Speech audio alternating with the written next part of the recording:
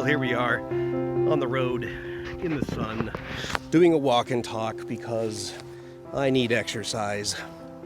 So I got a short one for you today. I was talking to my wife about something and I said, well, you know, as they say, a truth too far becomes a lie.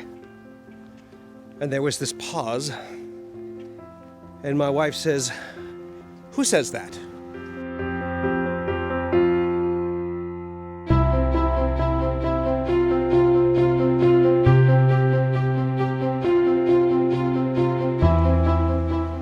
And I didn't know.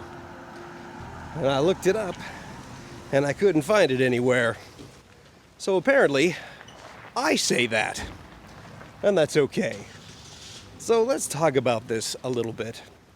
A truth too far becomes a lie. If I have a truth, say God's will is for a man and a woman to stay married to each other for the entirety of their life. But then I add to it where I say things like a person who gets divorced cannot be forgiven. A person who leaves their spouse is condemned to hell. Well, that's not in there.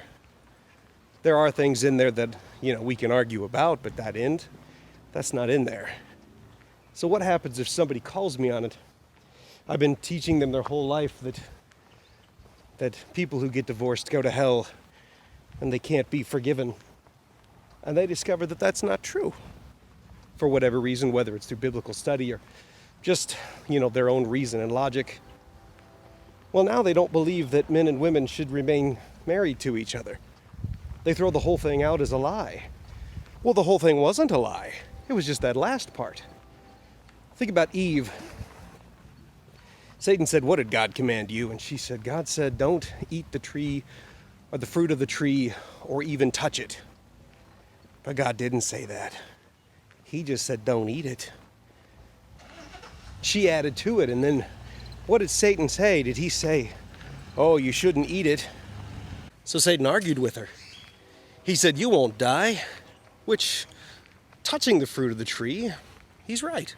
They wouldn't have died, or at least we don't think so, because God didn't say they would die if they did that. But Eve, adding to the truth, taking that truth too far, it became a lie. It became so obvious a lie that she was duped into believing it wasn't true. So much of our modern moral dilemmas that we live in today are because my generation, and more importantly the generations prior, spent so much time making a list of rules about do's and don'ts and missing the important parts of Christianity, specifically that it's a relationship with Jesus, that we took the truth too far. And then people called our bluff, and now they don't believe any of it. Don't take truths too far. Paul says, do not go beyond what is written. It's good advice. And that's your hope for today.